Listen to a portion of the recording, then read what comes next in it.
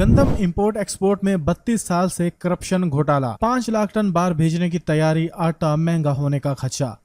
कराची के बाद ताजरों ने गंदम एक्सपोर्ट करने की इजाजत मांग ली। ग्रैंड करप्शन ज़राई मुल्क में वक्फे से जारी, कोई हुकूमत रोक न सकी। हुकूमत को पेश करदा तमाम अदाद शुमार जाली और फर्जी तैयार हुए। फाइलों का पेट भरने के बाद इजाजत मिलने पर करोड़ों किसान कंगाल, चंद दर्जन लोग अरबों कमा लेते हैं। पीडीएम हुकूमत में भी गंदम किल्लत की रिपोर्ट तैयार, निगरान आते ही कार्रवाई शुरू। बहरी जहाज 7 दिन में लंगर अंदाज, 55 करोड़ डॉलर तक मनी लॉन्ड्रिंग की गई।